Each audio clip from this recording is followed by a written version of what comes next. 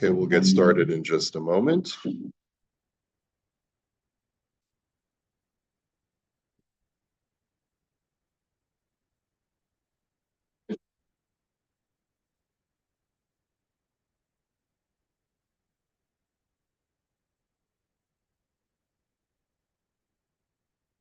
So, this topic that we're discussing now about inheritance, where there are sons and daughters, there have been a number of cases, even in here in Toronto, where the son of the decedent says to his sister, he says, according to Torah law, you're not entitled to anything, so you're a ganav, you're a thief if you take your share of the inheritance. And I want to take you to a din Torah.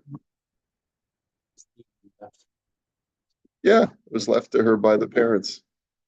And the Beis Din will not hear such a case. Beis Din will not. There may be a Beis Din somewhere else that will hear the case, because misogyny is still alive and well within certain pockets of the Jewish world. Um, but uh, as a general rule, as I mentioned before, Rav Moshe Feinstein was of the opinion that even if a person does not do the specific text that we learned about when we learned the Sefer from Rav Cohen about making a halachically correct will, he said that you have to fulfill the desires of the decedent, and you interpret the will as the gift, that there was a gift made to the daughter before death. So therefore, as far as whether a daughter is obligated to relinquish her portion of the inheritance, so it brings down a machlokus among the Sephardi poskim whether she's obligated to do that or not. And so let's continue. That's where we are now. Uveshut divrei hachayim, divrei chayim, the tzanzer of Don ba'ach shahaya magialo kol ha'yerusha. He discussed the case where the brother, the son of the decedent, really was entitled to the whole estate. But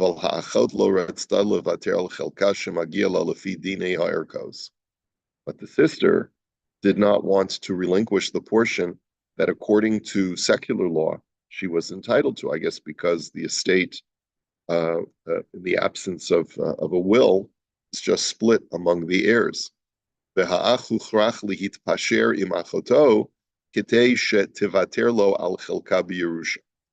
the brother needed to negotiate with the sister to come up with a sum that he could sort of pay her off so that he could get the whole Yerusha.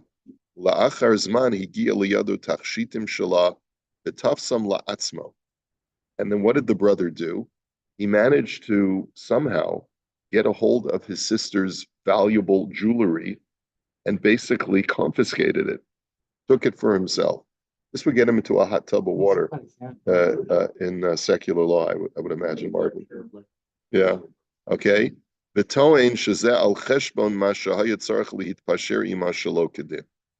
he claims that this is my bargaining chip. You better come up with some figure, otherwise I'm keeping your jewelry.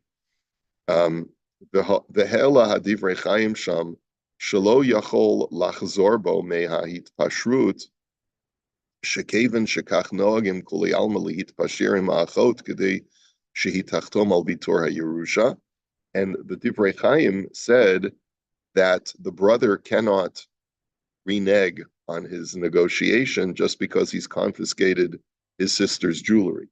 In other words, he cannot use the jewelry as a bargaining chip or like hold it hostage until she agrees to the amount that he wants.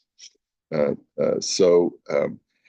the reason is because since this has become standard practice to make sure that a daughter of a decedent is compensated in some way and not left with nothing, keheter be'enei ha'olam ba'ad schar amira uchativa shala and it's at the minimum that you have to do is compensate her for her agreement to forego her share of the Yerusha. And therefore, he has to return to her the jewelry. Okay, bezehu kedat hamahari basan, and that's like the opinion we saw above, that a sister, a daughter, is not obligated. You can't coerce her to write such a letter. You have to negotiate with her. So, you think brother thinks he's entitled to the whole Yerusha, and the sister wants her half. So you'll pay her off 40% of the estate value in cash, or something to that effect.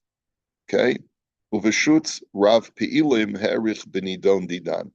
Another sefer, the Rav Pe'ilim, has an extensive discussion. The cost of the Af im Lefichuke Hamelech Magia Labat Chelek Birusha Kmoben. He said that even though, according to secular law, she's entitled to an equal portion with her brother, Mikol Makom Vadai Ein Somchim Al Dini Ha'arkos De'ein Dina de Malchusa Dina Ela Bameh Shehuto Eles Hamelech. He says you don't rely on that to allow her claim, because the law of Dina de Malchusa Dina, the law of the land, is only vis-a-vis obeying government law, which is to the benefit of the government. Okay, like for example, you got to pay your taxes. Okay, aval sha'ar shtare matanos v'chule heim kecheres hanishbar. But and this is a very interesting reflection on the parameters of Dina de Malchusa Dina, by the way, because the parameters of Dina de Malchusa Dina, that in itself is the subject of a lot of debate. When do we say that the law of the land is the law? When it comes to a transaction that is exclusively a private transaction between two parties. Do we say Dina de Malchusa Dina? So we've seen varying opinions. We saw, for example, that if there is a standard within a community, that just by signing your name, that's considered to be a transaction. You don't have to make a kinyan chalipin, then sometimes that's considered to be a valid. You don't need to get two witnesses to sign the document, that just the signature is sufficient.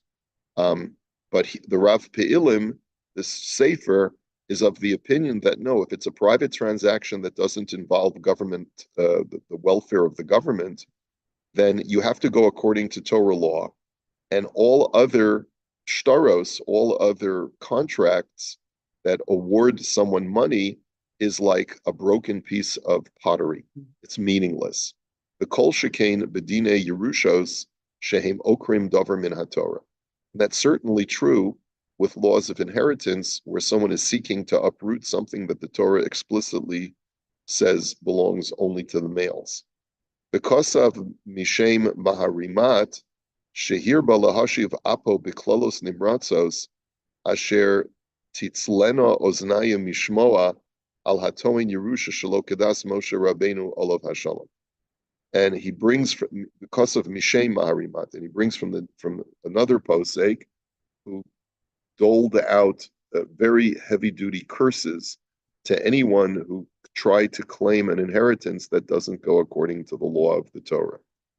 Okay, these are hardcore poskim, really going to the side of, you got to follow everything to the letter. Yeah, strictly the letter. Yeah, well, that's what we spent a lot of time on that. Yeah, v'chein hevi b'shem harav chida b'sifro Yosef Ometz shekasav al misha mesarit b'din Yerusha al pi torasenu hakdosha v'holech le'arkos lasos kidinehem kama charamos v'niduyim al zeh rachmana litzlan. And also, he brings from the chida, who also was very critical of someone who refuses to abide by the laws of inheritance that are laid down by the Torah and wants to go according to the secular court. The Shuv Hevi Harav Ilim Sham Es Shitas Mahari Basan She's Kainu Le'el Shahaben Sarech Lefayis Sabas Besikum Mesuyim Shetitratzel Achtombo. He then brought from the Mahari Basan that we quoted above that a brother has to appease his sister in order for her to sign. He has to negotiate with her. והביא את שיטת מהרימת שחולק עליו ומחייב את הבת לחתום לטובת אחיה חינם אין כסף מדין השבס אבד. And he brings the opposing opinion, which says that no, she has an obligation to restore the lost asset to her brother. He doesn't have an obligation to appease her. ובעיקר הדין כוסף הרב פעילים שסברס מהרימת נראית נכונה ואמיתיס שחייבס הבס לחתום מדין השבס אבד. And he concludes that he sides more with the more hardcore opinion that the daughter has to sign and relinquish her share of the Yerusha. Because if the Torah awards it to her brother, what right does she have to withhold her signature? But then he goes on and he examines more carefully the opinion of the Mahari Basan, who says that the brother has to appease her.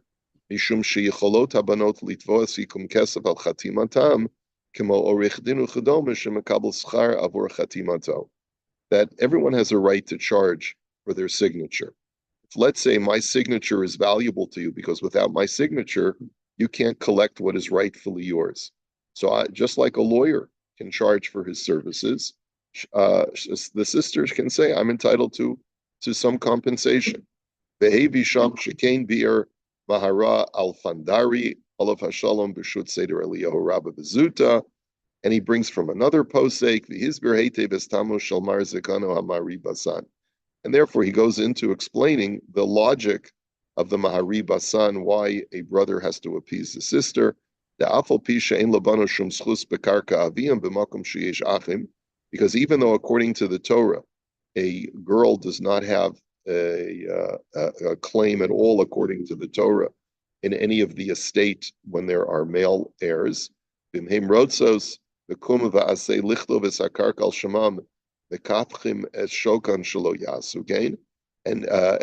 if they try to usurp or confiscate a portion of the inheritance, we don't allow them to do that.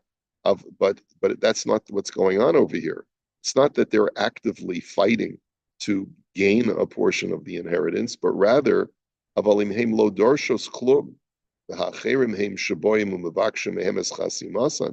but here, the court has already awarded them based on the will or based on the standard law of the land, and it's the brother who's trying to take away what has already been awarded to her.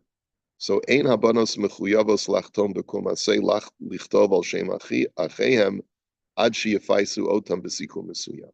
They don't have an obligation to sign that off unless the brothers come up with a negotiated settlement. Siyem sham mahara al fandari de benidon kazeh roy lebeis hadin lashum bekama benos Yisrael misratzos lahavir cholkan b'netain labanim. The Beis Din should get involved, he said, and come up with a price that they feel is fair, how much the daughter would want to receive in exchange for her signature. And he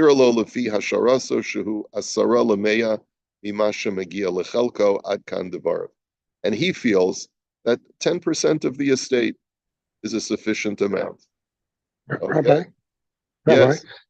did anybody ask about the Bechor who gets double? No, this shaila is not about the Bechor at this point. This is a straight brother versus sister. So we went to HIT to help us with our will, and Rabbi Rothbard. Oh, right, Rabbi Halachic Rothbard Institute. Yeah, okay. And he said we put in a clause there to say that if the brothers want to fight and contest the will, then she gets everything. That's right. That's what we just talked about yesterday. Remember, we just reviewed the halacha. Sorry, I wasn't here yesterday. Right. It's called Ksuvas Chatzi Zachar, and Ksuvas Chatzi Zachar, and there are other names for it. But the bottom line is that we spent, I don't know if you remember, Izzy, we went through a whole sefer about the laws of how to structure your will so that if the brothers, if anyone, if any of the heirs contest the terms of the will, then the daughter, 1 moment before the death of the decedent, receives as a gift an amount that is worth more than the entire sum of the estate, which will basically wipe out the entire estate and everything will be given to the daughter. So that's the reason why, or that's a method as to how someone can circumvent the laws of the Torah, and it's advocated by the Gemara itself. The siyim harav peilim de lefi zeh af sheladas hamaharimat tzricha ha'achos lachtom bechina midin hashavas aveda yechola liton kimli kedas mari basan she'ena achim yecholim lahachtima bechinam elim ken yipaisu ota besikum mesuyam. And therefore, the Rav Peilim's conclusion is that even though, there's a lot of logic behind the Maharimat's hardcore position that the brothers don't need to appease her, that she has to return the item, the assets to her brothers because that's her obligation. Nonetheless, she can say, I paskin like the Mahari Basan, and I feel that, I should be compensated. V'shekain pasuk hagon Reb Chaim Palaji. He's quoting a lot of Sephardi poskim, I guess, because he wants to show his own community that this is a Sephardic issue as well. Shenagu bekushta kifi mashakasav mari basan lated labanot asar lameya v'yachtamu. He also came up with this amount of 10%. V'hosif shezet takana haguna v'yashara v'chein roy lino guminalo tazua. And he added that this is a proper takana, and you should not deviate from it. Omnam rova poskim lokatvu dahashiru asar lameh. He says, Rav Sharaga concludes, however, he says most poskim do not stipulate an amount of 10%. He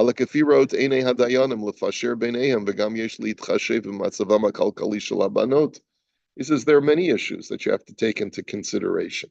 Number one, negotiate. Number two, take into consideration the financial status of the women, the female heirs. Because if they're truly relying on that inheritance for their long-term care, long-term sustenance, then it's not right for the brothers to take the vast majority of the estate and deny the daughters the majority. Hashem yisbarach yishlach lehem bracha v'hatzlacha bekesef sheyikablu kol echad ve'echad ubirchat Hashem hi ta'ashir. May Hashem bless everybody with the gift that they will receive, and the blessing of Hashem will make one wealthy. Yeah. Well, this is a contemporary tshuva.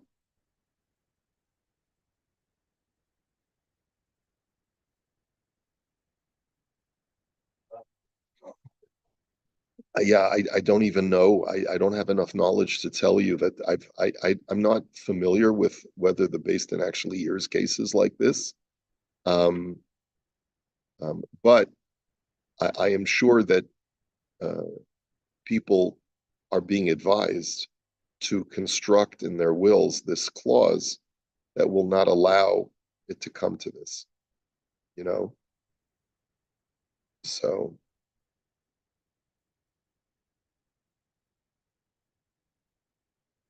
and another thing that he writes, this Maharal Pandari, the Imhar Kos lo yodim klal shein habanot shel haniftar, that if the courts have no evidence that these women are in fact the daughters of the decedent, asr lahem lomar le'erkot shein habanot. They are not allowed to inform the court that they are the daughters. In other words, he basically prohibits female heirs from doing anything proactive to notify the court that they are entitled to inheritance.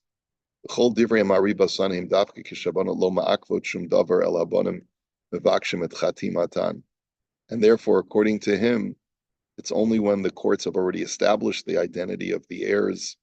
So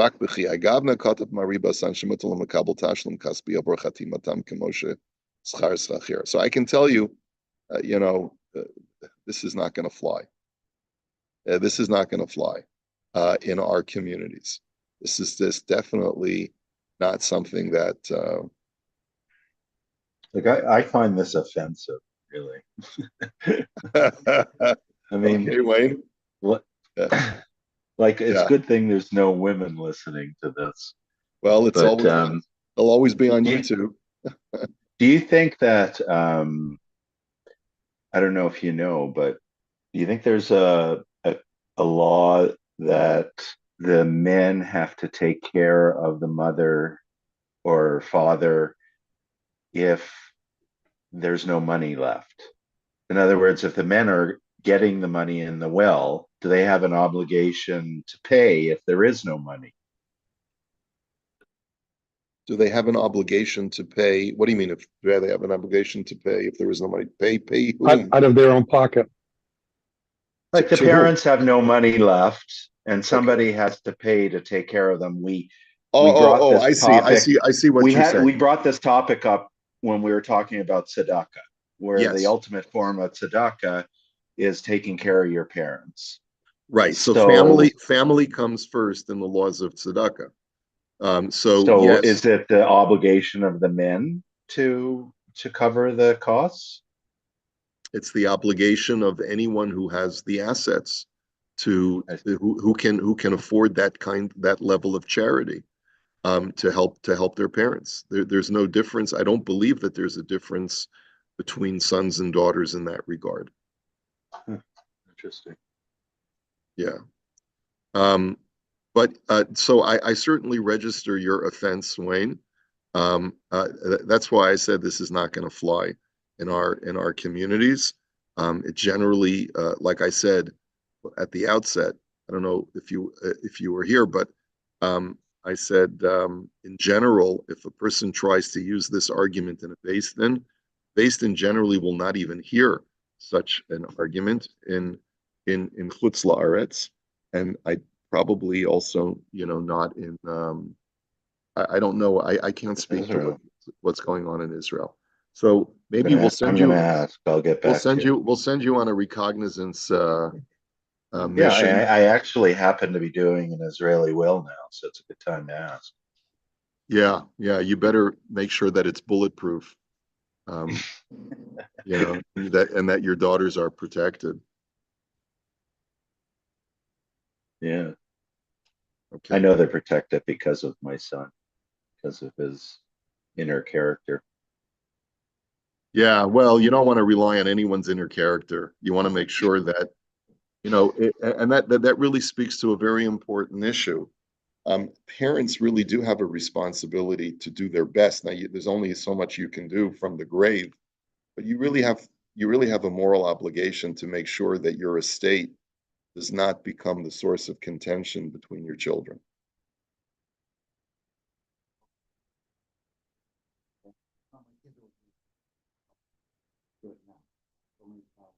Yeah, exactly. Yeah, because the parents were messy. They weren't. Yeah.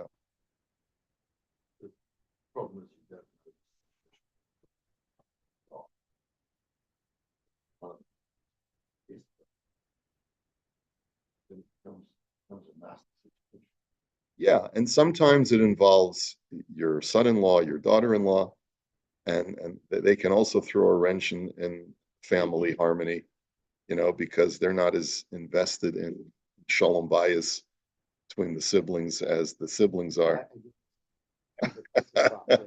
And Rabbi, Yeah, from my observation, I see the more money there is, the bigger the machloka. the more money, the bigger the machlokas. So Hal says that he's seen both sides. What's your nightmare story, Hal? Number one nightmare story.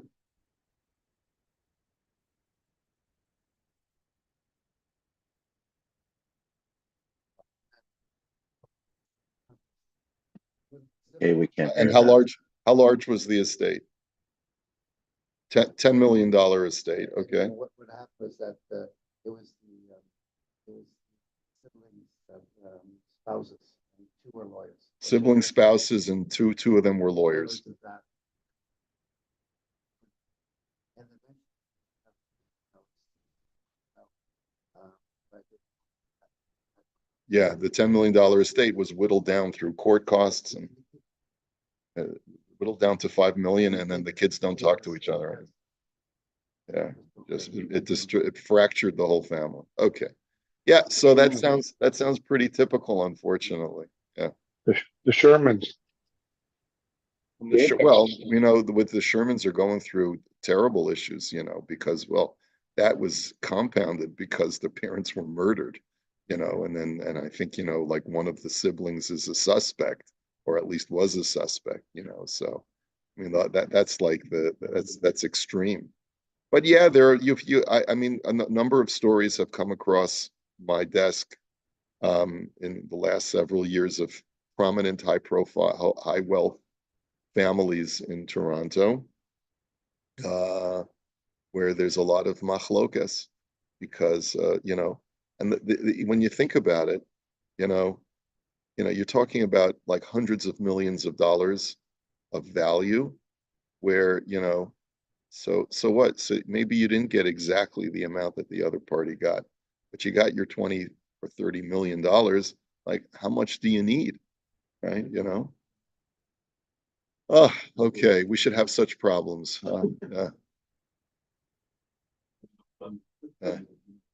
Yeah, right. Okay.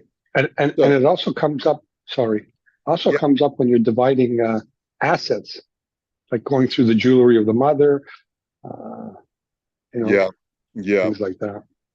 yeah. And you also, like, a lot of times what happens is that immediately after death, you have one of the kids go through the house and ransack it. And that's pretty bad. That's where it gets pretty bad. And that starts the whole, so like even before the burial, there's already fighting, so that by the time they get to the funeral, they're not talking to each other. We've seen that as well. So serious issues all over money. Okay. Yeah, yeah, sure. Push, but their both parents passed away, and they got father got the Yerusha. And the rule of thumb is you don't commingle that money with the husband because it's the law. It's her money in the divorce. You can't touch it. Okay, it's her money no matter what. Right. So what happened was that the marriage wasn't very strong. I was involved in that a little bit also, in that. So she got to save $1 million from the transfer away. So I basically forced her to put it in an account in her name only. In that case, he can't touch it. He convinced her to put into a joint account, joint bank account, and kept it for 6 months. And he divorced her. And he took half the money. How much was it? It was $1 million. $1 million. Yeah. Yeah. So there's a lot of morals there. Moral of the story. Okay. Yeah. Okay. Siman Ayin Bays. We'll just study the Shaila first. Bat shekibla Yerusha shelo kedin Torah v'chait chazra b'tshuva. So similar theme. A daughter had received an inheritance that went against the laws of the Torah. Wasn't religious at the time. Now she becomes a balas tshuva and wants to know, does she have to return the money that she inherited to her brothers? Okay, so here's the Shayla. L'Rivka yesh shalosh achim. Rivka has 3 brothers. Kisheniftar avihem, when father passed away, Rivka halcha lebeit hamishpat lasot tzav Yerusha. So when the father passed away, she went to the courts, asking for the courts to divide the estate. And v'kibla chelek k'mo kol ha'achim shelo al pi din Torah. And she received a quarter of the estate, and all of the brothers received their quarter.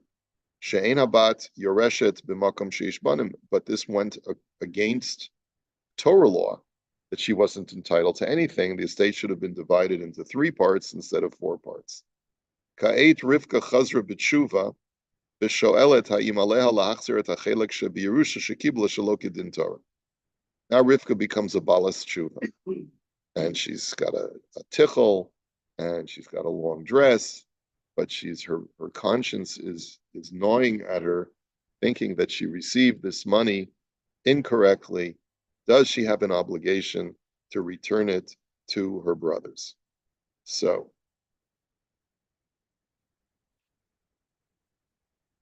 Well, yeah.